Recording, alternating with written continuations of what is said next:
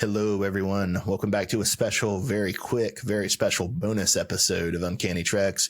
We are giving a quick response to the two-part premiere of My Adventures with Superman, the new Superman show that you can get on some weird Adult Swim channel, I think, but then later comes out on HBO Max. I am Bob in Cascadia. That is Matt in the Southland. How the hell are you doing tonight, Matt? Doing all right, Bob. I got to say, I'm just on the fence about the Superman show. I really don't know which way to go. Me too, man. Me too. Just kind of chilling here on the fence. So we're gonna make this a lot more informal and a lot quicker than our usual episodes. We're not going to do a plot summary or anything like that. We're just going to walk through a few points. I'll make a few points. Matt will make a few points. The first episode, Adventures of a Normal Man, Part 1. Matt, first things first, the title of the whole show is My Adventures with Superman. That's terrible, right? Yeah, I don't dig the title of the show. It sounds cheesy. I'm assuming it's supposed to be from Lois's perspective, but it's not written that way. Yeah. I appreciate the nod to the old Adventures of Superman comic from the 80s and 90s. But yeah, I don't dig the first person. I think it also maybe is supposed to sound like an anime title. I don't really know anime that well, but that's my impression is it kind of sounds like an anime title. Let me stop you right there, Bob. Last week you used the word anime, and it confused the hell out of me because I was like, is that how it's supposed to be pronounced? If I'm pronouncing it wrong my whole life? No, I've been pronouncing it right. It's anime. I'll take a bow of shame. I'm the terrible one here. So I guess, Matt, we should just kind of go with like what I think this would be the central problem both of us might have with this. So both of these episodes are just like chock full of like Lois Lane and Clark Kent doing like clumsy stumble into each other, cute romance moments. Like, is this good? Is this bad? Is it just aimed at a younger generation with different tastes than us? Superman has always had this aspect to him. Do you remember Lois and Clark, The New Adventures of Superman? I mean, that's what that show was, too. It was the same shit. Just, it's like you either get the ass-kicking Superman or you get, like, the lovey-dovey Superman. It's like they can't put them both together in a way that makes sense. Think of like Super. I don't know, did you watch Superman Returns? I did. That's the one with Kevin Spacey, right? Yeah, it's Lex Luthor, yes. Yeah, I did.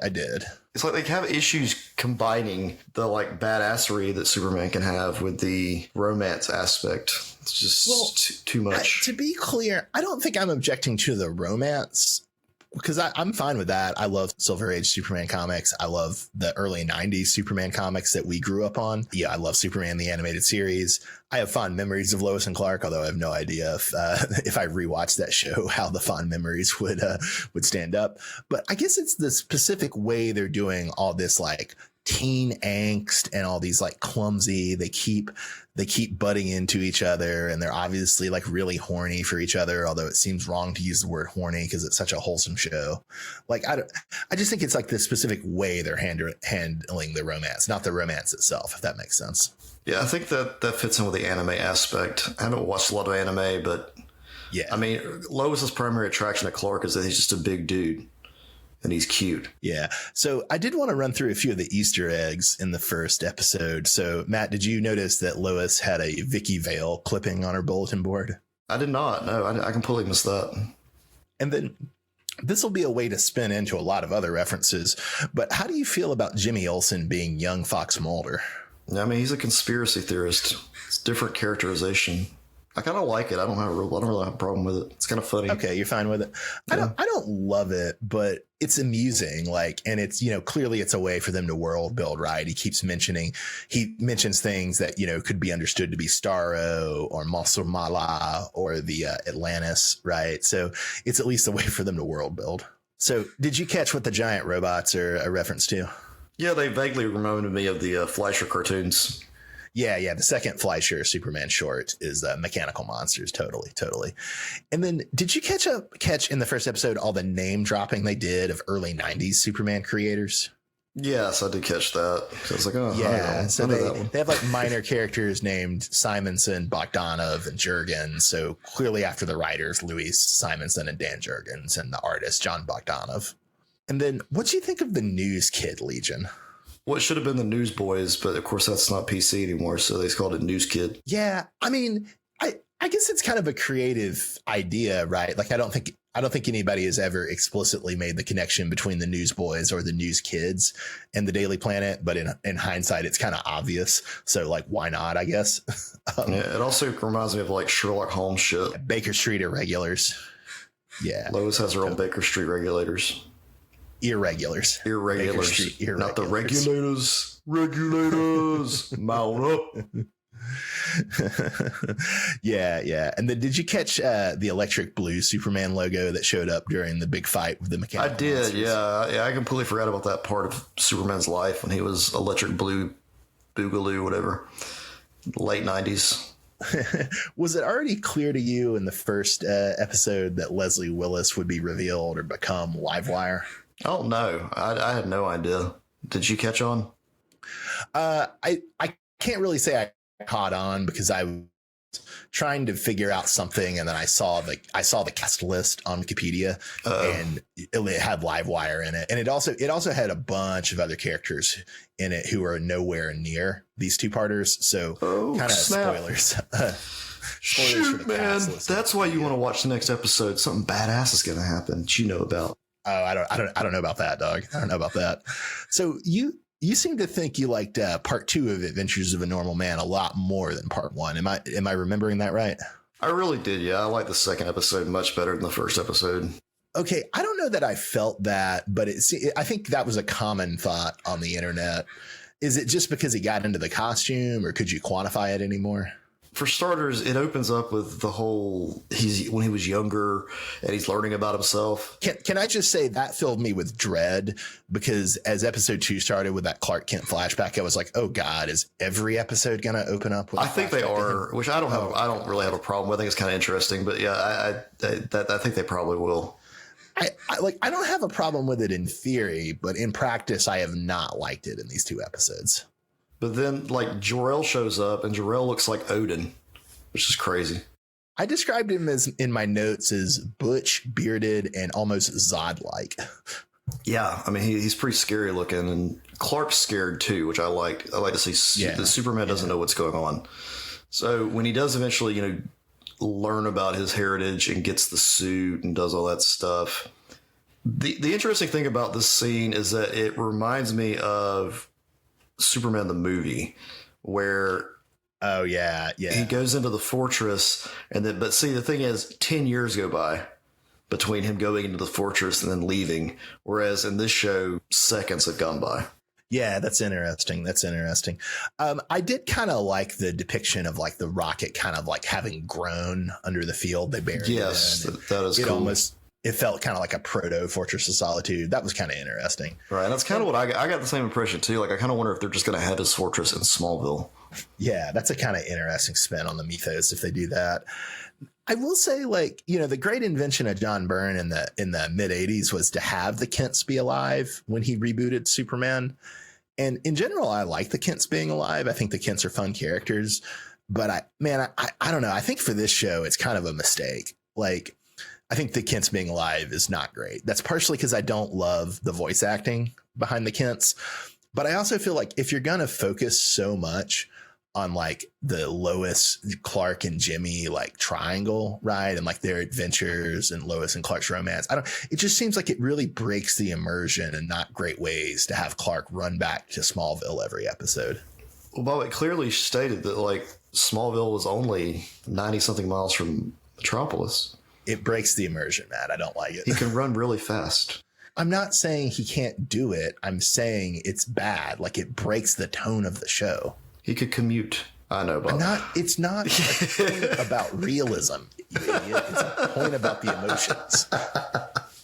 I know, Bob. I was messing with you. God damn it. So the only thing I hate more than Matt taking the piss out of me, I have to say, is this young Deathstroke. Yeah, man, I've never liked Deathstroke. I think Deathstroke sucks, but man, young Deathstroke is the worst version of Deathstroke. Yeah, he's pretty rough. I gotta admit, I was not too impressed with his character. I mean, they went like full on. I don't know what to call this. How would you describe Deathstroke, Bob, in this show? I mean, again, I want to be cautious about this because I'm pretty ignorant of anime, but he seems like what I've picked up from memes. He seems like my classic image of an anime villain, and not in a good way. People have described him as like Nightwing. Yeah, because he's got the, how do you say those sticks? Eskrima sticks. Thank you, Matt. Thank you. He's got the Eskrima sticks. I didn't care for the design. I will say it's probably worse than the Young Justice one. I mean, the Young Justice version is not a good version either. Oh, no, not by long, no. What I'm really saying, Matt, is instead of Deathstroke, they should have gotten Sportsmaster, because I love Sportsmaster. Oh, yeah, you love you some Sportsmaster. I want to go back to one thing you said earlier about Jonathan Kent. Jonathan Kent sealed this episode for me, Bob.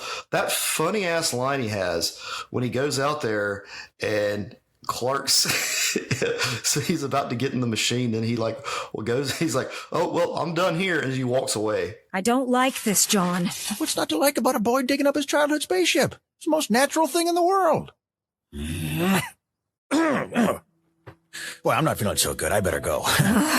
So I was trying not to be sexist, and really the truth of it is I just don't like Ma Kent. That's the truth of it. Oh, okay. The version of Pa Kent is fine. I just don't. Pa Kent reminds me of like something out of the Boondocks. I mean, this is such weird fanboy complaining, and I think part of it is just I don't like the idea of Clark and Lois being the same age as Jimmy, and I don't like the idea of Lois and Clark being equals. Like, I like the idea of like Lois is already the established reporter when Clark comes to Metropolis. But I also don't really like them making Cat Grant, Ron Troop, and Steve Lombard like older than Lois, Clark, and Jimmy. It just seems wrong. Like, it just seems like it messes with the dynamic of the supporting cast. I mean, it really does make them like a senior staff. But are we gonna even see these people? I kind of think we will, but maybe we won't. Especially like Kat and Steve are like such vivid characters. It would kind of be weird if they didn't use them. So we end with mentions of Task Force X, aka the Suicide Squad, and we have shot collars, and then we have a cameo at the end with Amanda Waller, aka the Wall, and then some other dude with Deathstroke. And I suppose the other dude is either meant to be John Ecumenis or Sarge Steele or General Sam Lane, although I have no idea which of the three he should be. Yeah, I didn't know who that was supposed to be either. So John Ecumenis is the fat guy at Peacemaker, who in the original Suicide Squad comics is the warden of the prison. And then you know who Sarge Steele and Sam. Yeah, I know those people. Okay. Well, I didn't know who the guy was supposed to be. I didn't know if it was supposed to be him, or I didn't know if it was supposed to be Rick Flag. I guess Rick Flag's another possibility too. I didn't think about that, but yeah, Rick Flag's another possibility. Or Yeah. Rick Flag. But can I just say that Amanda Waller has had like the most appearances on any DC thing ever? Yeah, she's kind of become the Nick Fury of DC, right? Which I gotta say, like, I love the Wall. She's one of my favorite characters, but it really hasn't done her any favors. Like, she's at her best in that original Ostrander Suicide Squad, and then all the appearances after that just seem to kind of cheapen her for me. Yeah, it just seems like they always have the Suicide Squad show up at the end of these things. like that'll be our villain. Yeah, and it's like, I don't know, like Superman and the Suicide Squad, right? It's not, I mean, sure, you could do a good story there, but it's not what I would go to for a good story. No, I wouldn't either. I mean, especially this is supposed to be early in his career too. Like, I don't get. Yeah. Like literally his first case. Yeah. So I guess it sounds like we're both not hostile, but not excited. Would that be fair to say? Yeah, that's the best way to put it, but we'll check out episode 3. Yeah, we'll check out episode 3. We're not sure if we'll do any ongoing coverage of this or not, or if we'll just maybe do like a season 1 kind of response episode when it's over.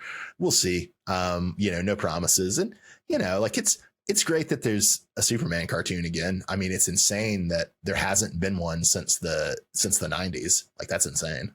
Yeah, it really is. I didn't even think about that, but there really has not been a Superman-centric cartoon. Yeah.